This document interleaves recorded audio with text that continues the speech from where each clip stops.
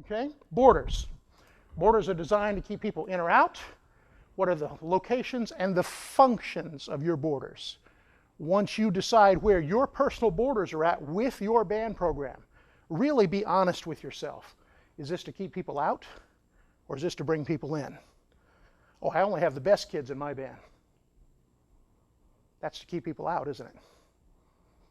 If we only teach the students with the most beautiful music voices, okay, if all the birds in the forest, only the ones that sang were the ones with the most beautiful voices, it'd be a very quiet forest, wouldn't it?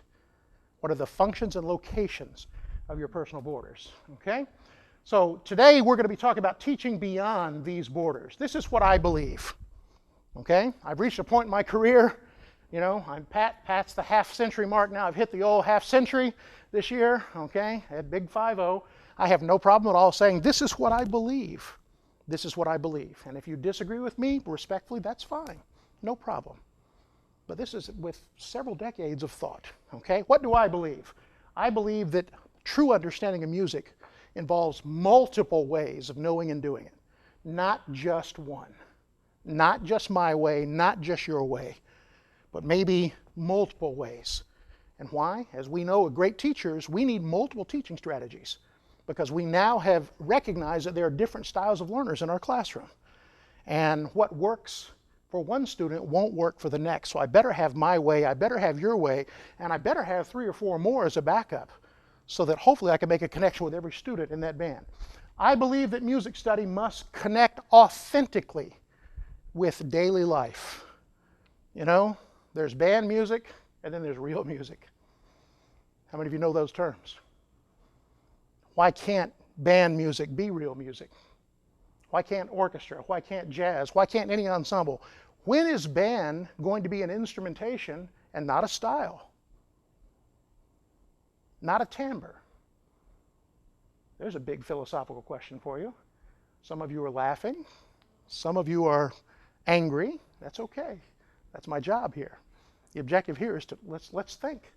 I'm asking questions, and we need the ASBDA to answer these for us. When is band not going to be a style? Okay? I believe that a worldwide broad view of music is incredibly important to enhance our understanding of our total global community. I find it really fascinating, interesting. Right now, our 2 areas of concern on the planet Earth are over in the Middle East and in North Korea. Those are the 2 hot spots on the planet. We've been dealing with these areas for a long time. Almost the same amount, actually if you total it up by years in terms of being a hot spot on the globe, almost the same amount of years. I find, for example, one of the reasons a lot of students, they don't know anything at all about Middle Eastern cultures. I'd look at a band and I say, okay, great, tell me about Middle Eastern culture.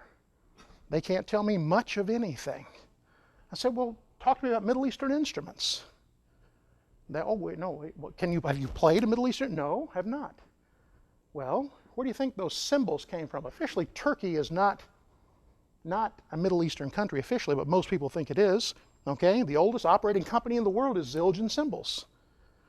Those timpani that we've been playing, those are from Turkish Janissary bands. And they have made their way through the generations into our band room today. Let's now take these and put them, and let's start exploring some music. I started putting out some little Middle Eastern tunes. Most recently I did a little tune called Üsküdar, a little Turkish folk song. And all of a sudden now, they're beginning to relate. And now we can take that Üsküdar and put it in American styles and begin to say, hey, wait a minute, we have been speaking the same language. We just didn't know it. Yeah? I find that very important. I believe that music study must be inclusive of all students. My question to you, do you believe music is a universal language?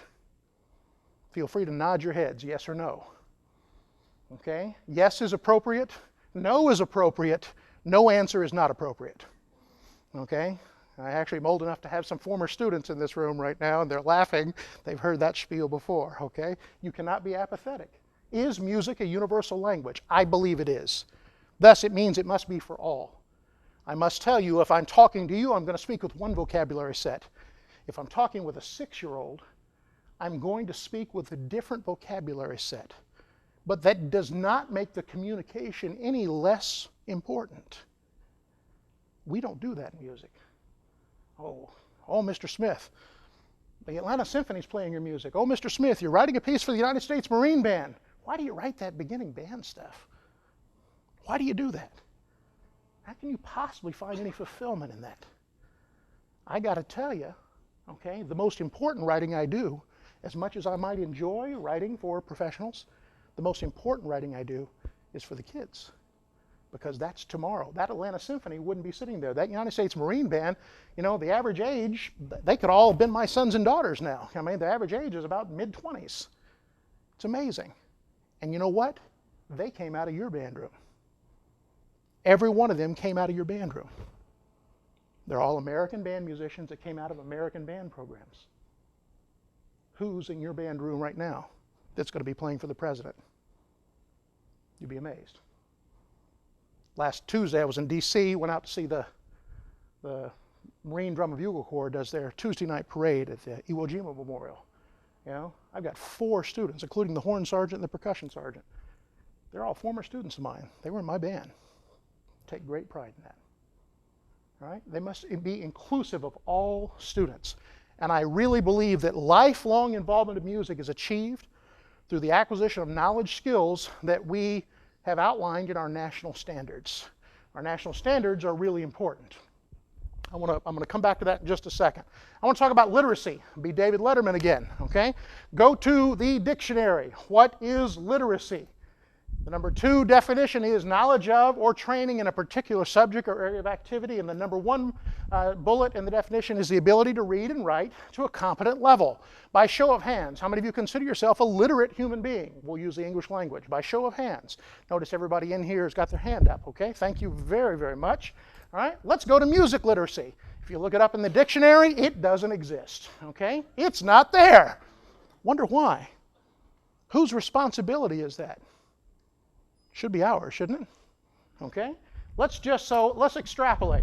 Knowledge of or training in the art of music or musical performance. Great. We do that. Number 1, the ability to read and write music to a competent level. And write. For something to be a language, you have to be able to create your own thought, put it in some form, and pass it on to somebody else. Whether that's rote, oral, whether that's notated, no matter how rude and crude the form is, it only becomes a language when you could use it to express yourself.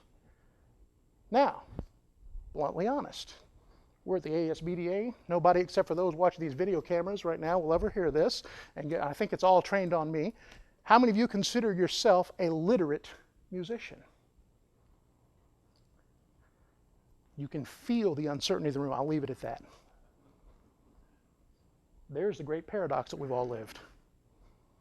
We have trained students. We were trained to play somebody else's thought, and that was it. Right or wrong. Interesting, isn't it? Okay, I'm on a literacy soapbox. With that said, if I could write the dictionary, music literacy, every student could read notation in multiple forms. Multiple forms, not just 5 lines and spaces, not just a grand staff. I do a lot of recording here in Nashville, okay? Yeah, I'm a band person, but you know what? I do a whole lot of pop, commercial, media kind of things as well, okay? If I go record right over there, Music Row, I can't walk in with my charts in the same form. I have to translate it. It goes into a system that you would look at if you're not familiar with it, and when you say, this is figure bass. I learned that in freshman theory. No, it's called the Nashville number system. It's basically just figured bass. It allows you a movable do. It's really quite brilliant. The only issue is it's harmonically somewhat limiting. Okay? They're always assuming it's going to be based on tertian harmonies and things along those lines. Not a problem. The country music or many of the forms of popular music, they're recorded right over there, are not a problem. But simply because somebody does not read 5 lines and spaces, 4 spaces, doesn't necessarily mean they're illiterate. They may have another notation system. If I'm in a jazz session, we're going to be using chord notation, / chord notation. If you're writing for guitar, actually tab is a really amazing notation system if you're a guitarist. It's much better than lines and spaces. Lines and spaces really don't work for guitarists. How many of you play guitar in here? How many of you at least acknowledge that I may have a point there? Tab is really quite amazing. But yet we have guitarists. I teach at Troy University. I teach in the music industry program. I've got 100+ music industry majors. They come in. About 35 of them are guitarists. The rest of the School of Music think that they're illiterate. But you know what? These guys come in, they can read tab, they can read chords. They actually have better ears than anybody else in the School of Music.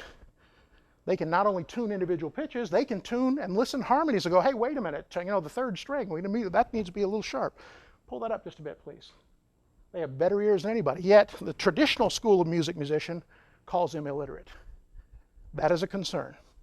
Okay? So this is what I believe. And finally, here, I believe that we should be able to create and notate our own musical thought. We talked about that a while ago.